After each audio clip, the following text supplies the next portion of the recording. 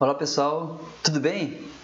Dando sequência ao estudo de linhas de transmissão, vamos falar sobre os parâmetros primários das linhas de transmissão. Quais são então os parâmetros primários? R, L, C e G. Resistência, indutância, capacitância e condutância por unidade de comprimento. São parâmetros distribuídos. Os parâmetros primários permitem obter os parâmetros secundários, que são a constante de propagação gama, depende de R, L, G e C e também da frequência, que define completamente a propagação, porque ela define a atenuação alfa e a constante de fase beta, a subvelocidade, etc. E também a impedância característica da linha, também depende de R, L, G e C. Então, é importante conhecer os parâmetros primários de uma linha de transmissão. Os parâmetros primários, R, L, G e C, dependem de aspectos construtivos, ou seja, da geometria e dos materiais utilizados. Alguns deles, a gente vai ver depois, variam com a frequência. Tá? De maneira geral, para qualquer tipo de linha de transmissão, as perdas sempre aumentam com a frequência, tá? Sempre aumentam com a frequência. Então, aumentando a frequência, as perdas na linha sempre aumentam. Então, vamos falar sobre cada um desses parâmetros. Primeiro, a resistência distribuída, R. Então, aqui eu tenho a minha linha de transmissão, um condutor e outro condutor. A resistência é simplesmente a soma da resistência elétrica dos dois condutores. Então, aqui eu tenho 1 sobre a resistência por unidade de comprimento. Então, aqui não aparece o L, tá? Não aparece o comprimento da linha. É 1 mesmo, porque é em ohms por metro. É 1 dividido pela condutividade do condutor 1 e a seção transversal do condutor 1. Mesma coisa no condutor 2. Um condutor vai por um e volta pelo outro. S1 e S2 são as áreas das seções transversais dos condutores, por onde flui a corrente. Tá? Então, essa resistência R, como aqui na equação mostra, ela inclui a resistência dos dois condutores. Eu deixei bem claro aqui, por onde flui a corrente. Por quê? Porque as áreas das seções transversais devem levar em conta o efeito pelicular, caso ele seja relevante. Tá certo? Então, aqui é a resistência elétrica da linha de transmissão, resistência distribuída. E a indutância? Bom, eu tenho um par de condutores aqui, a corrente vai por um e volta pelo outro, essas correntes geram um campo magnético, logo aqui tem linhas de campo magnético, tem um fluxo magnético. Dividindo o fluxo magnético em Weber pela corrente em ampere, tá? Eu obtenho a indutância. Nesse caso, a indutância distribuída, né? Então é fluxo por unidade de comprimento também, e a indutância distribuída é dada em R por metro. Tá? Então, o fluxo magnético entre os dois condutores, representado por φB, mas está por unidade de comprimento também. Tá? Então, na verdade, em Weber por metro. Uma coisa importante que muitas pessoas desconhecem é que existem, na verdade, duas indutâncias. E eu não estou falando de indutância própria e indutância mútua, é uma outra coisa. Tá? O fluxo magnético, φB, ele inclui tanto o fluxo no espaço entre os condutores, este fluxo externo aos condutores, o fluxo que passa pelo dielétrico que separa os condutores, chamado fluxo externo, mas também um fluxo magnético dentro dos condutores. Então, a gente verifica aqui, aqui eu tenho um condutor elétrico com raio A, conduzindo uma corrente. Se eu olhar a variação do campo magnético com a distância a partir do centro do condutor, eu verifico que fora do condutor decai com a distância. Eu posso obter isso facilmente usando a lei de Ampère. Tá? Dentro do condutor, eu também tenho o campo magnético. Então, aqui eu tenho essas linhas vermelhas que representam o fluxo magnético dentro dos condutores. Consequentemente, a indutância tem que levar em conta esses dois, tanto o fluxo interno quanto o fluxo externo. Então, a indutância é composta de duas parcelas. Aquela devida ao fluxo interno dentro dos condutores, que em muitas aplicações práticas é desprezível, eu vou falar mais sobre isso, e a indutância externa, que sempre vai estar presente. Tá certo? E a capacitância? Capacitância, mesma coisa aqui, eu tenho um condutor da linha, outro condutor da linha. Se eu colocar uma carga e cargas iguais e opostas nos dois lados dos condutores, aqui nos condutores, isso se comporta como um capacitor. Se eu dobrar a carga, a diferença de potencial dobra. Se eu triplicar a carga, a diferença de potencial triplica. A relação entre essas grandezas se mantém constante e é a própria capacitância. Aqui, tá? Capacitância dada em farad, mas no caso de uma capacitância distribuída, é em farad por unidade de comprimento. Farad por metro. Tá certo? Esse Q aqui está representando, então, a carga por unidade de comprimento dos condutores, em coulomb por metro. Bom, se eu fizer a mesma coisa que eu tinha feito antes, será que existe uma capacitância interna? A resposta é não, não existe capacitância interna. Por quê? Aqui eu tenho um condutor, certo? E aqui eu tenho um gráfico do campo elétrico a partir do centro do condutor. Ora, o meu condutor, seja ele maciço ou oco, o campo elétrico é nulo no interior. Decai com a distância quando sai do condutor, mas ele é nulo. Então, não existe diferença de potencial interna aos condutores, qualquer que seja a frequência. Logo, não existe capacitância interna. Então, a capacitância é simplesmente Q dividido por V, e é só a capacitância que V é esse. É a diferença de potencial entre os dois condutores. Ah, mas e se eu pegar dentro do condutor? Não tem queda de potencial nenhum, tá certo? Falemos sobre a condutância distribuída. Então, aqui está a condutância distribuída, o quarto parâmetro. Se eu aplicar uma diferença de potencial aos condutores da linha, se o dielétrico não for perfeito, vai haver a fuga de corrente de um dielétrico para o outro, de um condutor para o outro, através do dielétrico, tá certo? Vai haver uma fuga de corrente através do dielétrico, devido às imperfeições no dielétrico. Se eu dividir essa fuga de corrente pela tensão, eu tenho a condutância, tá? Como eu tomo por unidade de comprimento, essa corrente daqui é a corrente de fuga, corrente de condução por unidade de comprimento que passa pelo dielétrico, tá certo? Os parâmetros L externo, C e G, eles não dependem da distribuição da corrente nos condutores, tá certo? Eles não dependem da distribuição de corrente. Consequentemente, eles não dependem de efeito pelicular, não dependem da frequência. Por outro lado, resistência e L interno, eles dependem da distribuição de corrente no interior dos condutores. Então, eles dependem do efeito pelicular, consequentemente, são parâmetros que dependem da frequência. Quanto maior a frequência, mais intenso vai ser o efeito pelicular. Então, a seção transversal dos condutores por onde passa a corrente tende a diminuir, a resistência aumenta e L interno diminui com o aumento da frequência, tá certo? Falemos então sobre talvez uma das linhas mais comuns, a linha mais comum utilizada em eletrônica e telecomunicações, o cabo coaxial. Tá? Então aqui está o cabo coaxial, é um condutor interno, um condutor central, um condutor externo separado, ou malha condutora, separados por um dielétrico, que pode ter um revestimento externo para proteção total, certo? Então, consiste num par de condutores concêntricos preenchido com um dielétrico. A grande vantagem do cabo coaxial é que ele não apresenta campos externos. A corrente vai por um lado e volta pelo outro, logo, aplicando lei de Ampère, eu tenho corrente nula para qualquer ponto fora. Eu tenho campo magnético nulo. Tá? A mesma coisa para o campo elétrico aplicando a lei de Gauss. Então, cabo coaxial não apresenta campos externos. Ele é blindado por natureza, que significa dizer que ele não interfere com circuitos próximos. Não interfere no sentido de atrapalhar e também não sofre interferência de circuitos próximos, por natureza. Os dielétricos mais comuns são o polietileno, com εr igual a 2,25, o teflon, εr aproximadamente 2,1, e o ar também é utilizado, né? O ar é a grande vantagem de ser barato, de leve e com poucas perdas, tem um εr aproximadamente igual do vácuo, εr igual a 1, tá certo? As impedâncias do cabo coaxial também são padronizadas, tá? Os valores mais comuns são 50 ohms e 75 ohms, 50 ohms em quase todas as aplicações, micro-ondas, transmissão de TV, transmissão de rádio, transmissão de várias coisas. 75 ohms é bastante utilizado em recepção de TV por assinatura, por exemplo. Tá? Então, aqui nós temos algumas fotos de cabo coaxial. Aqui está o condutor interno. Aqui está o condutor externo. Pode ser uma malha condutora. Tem ainda aqui uma folha de alumínio para melhorar a blindagem. Tá? Certo? A corrente vai passar sobretudo aqui bastante na malha externa, mas essa folhinha aqui ela melhora a blindagem. Então, exemplo de conector de cabo coaxial.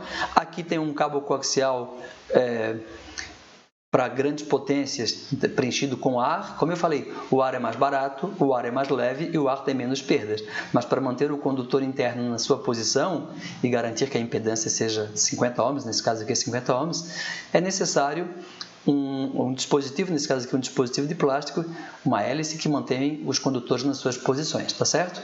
Quais são então os parâmetros primários dos cabos coaxiais, do cabo coaxial? Então aqui está, o meu cabo coaxial tem um condutor interno de raio A, ou diâmetro 2A, e um condutor externo, tá? Com raio interno B e raio externo C. Aqui está a configuração dos campos, campo elétrico em vermelho, são linhas radiais, campo magnético em azul, são linhas concêntricas aqui, tá certo?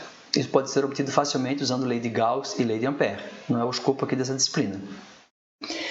Então, fazendo isso, usando os métodos do eletromagnetismo, mesmo em baixas frequências, mesmo em caso estático, a gente consegue obter, então, o valor da indutância externa, da capacitância e da condutância. Esses parâmetros aqui, eu estou apresentando inicialmente porque eles são os parâmetros que não dependem da frequência.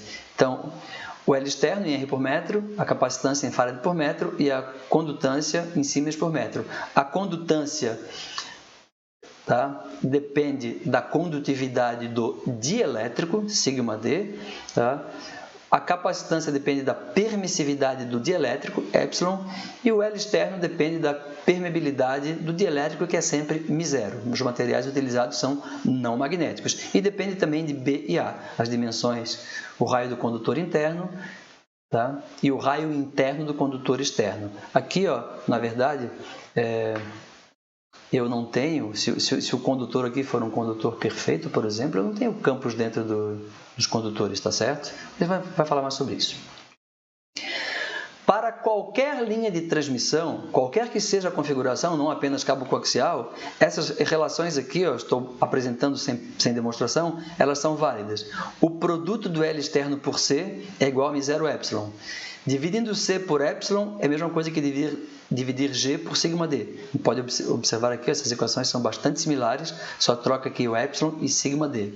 Ou seja, para qualquer linha de transmissão, se eu calcular a capacitância, automaticamente, utilizando essas duas equações simples, eu tenho o L externo e tenho a condutância por unidade de comprimento, tá certo? Então, esses aqui são os parâmetros que não dependem da frequência. Em baixas frequências, baixas frequências é a faixa em que as faixas de frequências em que o efeito pelicular é desprezível. Nesse caso, quando o efeito pelicular é desprezível, as correntes, os campos conseguem penetrar bastante nos condutores, tá? Então pode-se considerar que as correntes têm distribuição uniforme na seção reta dos condutores. A condição para isso, então, é que a profundidade de penetração, profundidade pelicular, seja muito maior do que as dimensões, nesse caso, do cabo coaxial, raio interno A e espessura do condutor externo C-B. Aqui está para recapitular a equação que permite calcular a profundidade de penetração, profundidade pelicular, que varia com a frequência e com a condutividade σc do condutor. Tá? Então, em baixas frequências, o efeito pelicular é desprezível, eu tenho um condutor interno, cuja seção transversal é πa², e um condutor externo, cuja seção transversal é π, que multiplica c² menos b². A corrente vai por um, volta pelo outro, está aqui. Tá?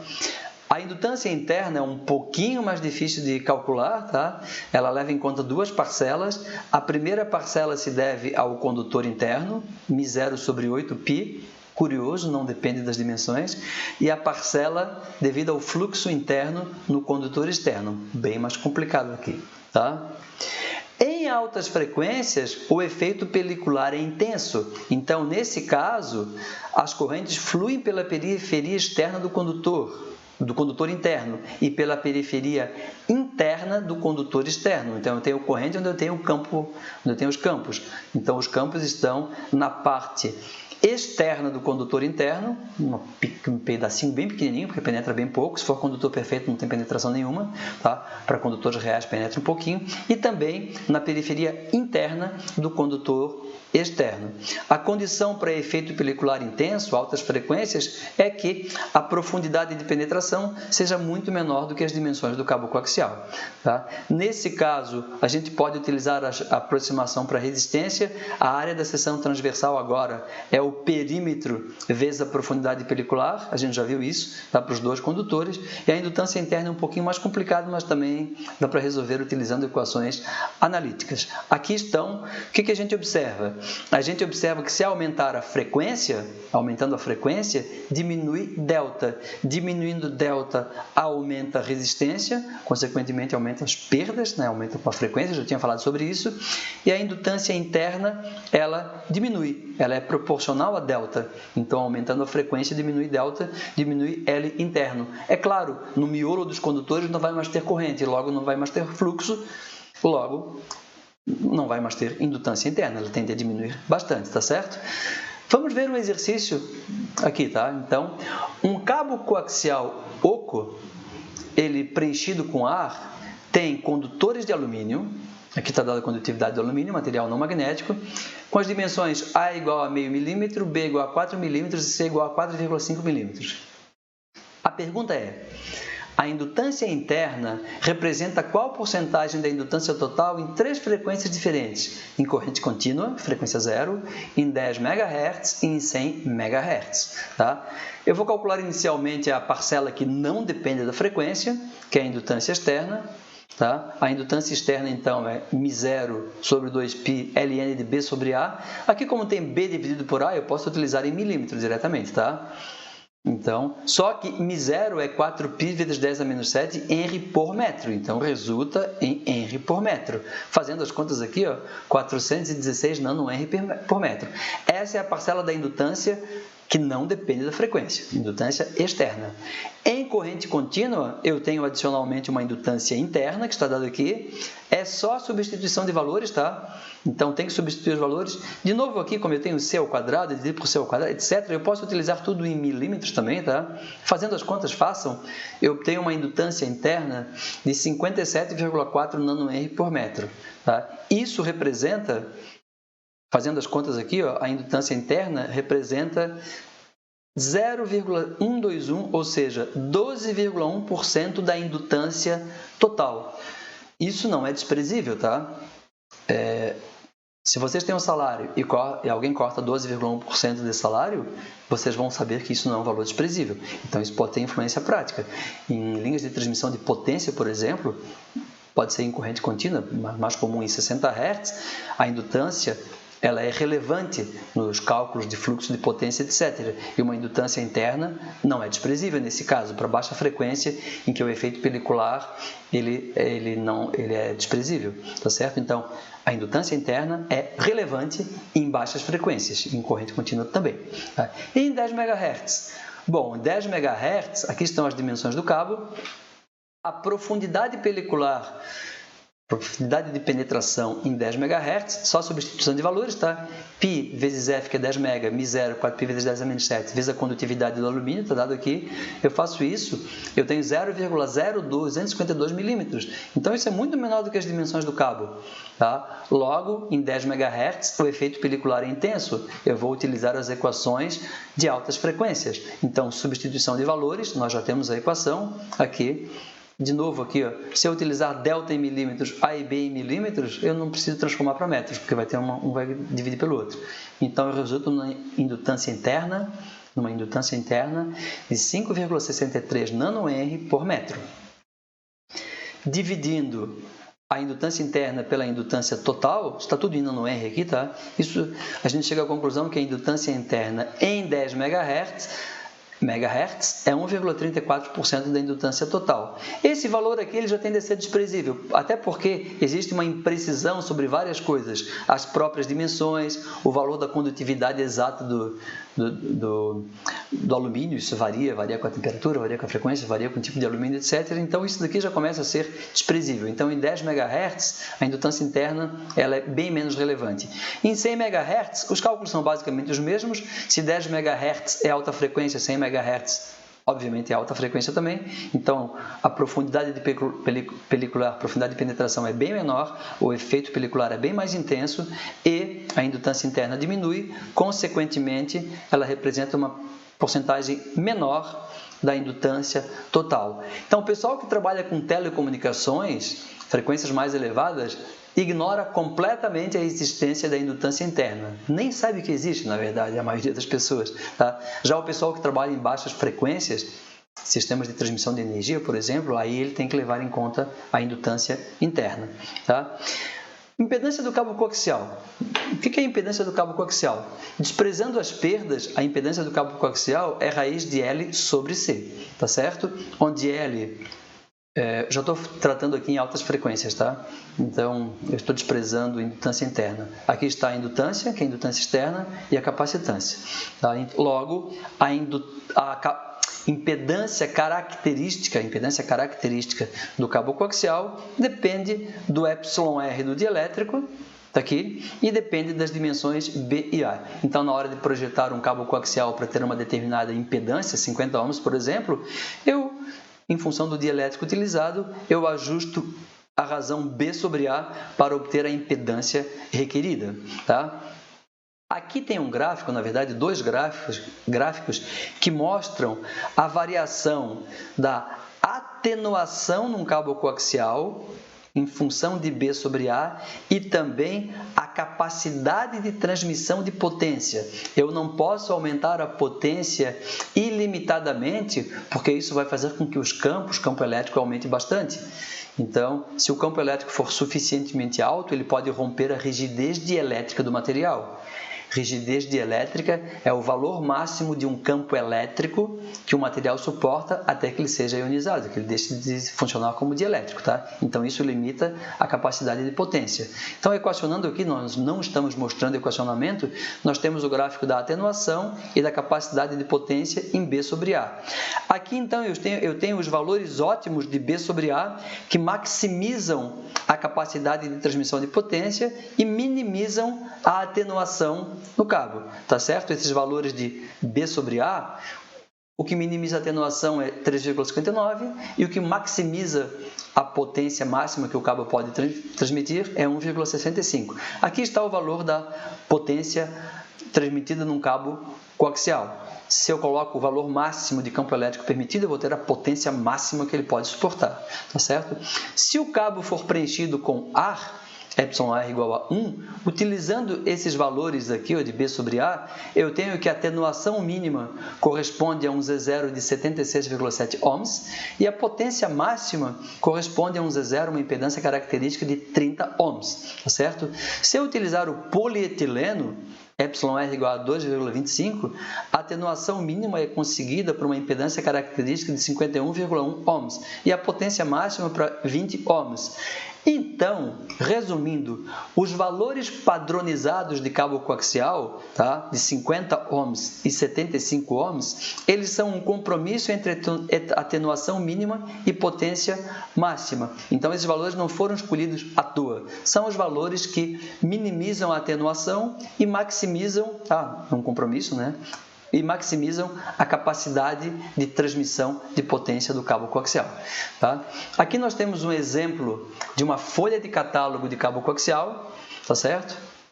Então, aqui tem um cabo coaxial de 75 ohms, pode ser utilizado para recepção de TV por assinatura, por exemplo, aqui a forma do cabo coaxial. Então, tem várias características, tá? O mais importantes para nós são as características elétricas. Aqui são características mecânicas do material, do que ele é feito, polietileno, dielétrico, tá? O condutor tem um diâmetro, é feito de cobre, com alumínio, aqui tem uma fita de alumínio. As mais características gerais. As características elétricas estão aqui, impedância é 75 ohms, nominal, tem uma variação, mais ou menos 3 ohms. A velocidade de propagação, o fator de velocidade é 85%, então 85% da velocidade da luz. E a atenuação com temperatura de 20 graus Celsius, tá? A atenuação, como eu disse, ela varia com a frequência. E é bastante comum apresentar atenuação em decibéis por metro ou por pé. Tá? O catálogo americano, geralmente por 100 pés ou 100 metros. Aqui, então, para cada frequência, eu tenho uma atenuação diferente. E essa atenuação sempre aumenta com a frequência. Tá certo? Aqui tem a atenuação para alguns cabos coaxiais, tá? Então, RG58 são cabos padronizados, tá? RG58, RG8X, RG213, etc. Então, a atenuação em função da frequência. A gente tem também aqui na última linha a impedância característica do cabo, 50 ohms, 50 ohms, 50 ohms e esses dois últimos de 75 ohms. A gente observa que a frequência aumenta, as perdas, a atenuação tende a aumentar. Tá certo, pessoal? Então aqui a gente termina essa parte relativa aos cabos coaxiais. Na próxima aula a gente vai falar sobre a linha bifilar paralela e também sobre linhas impressas, tá bom? Até a próxima aula então.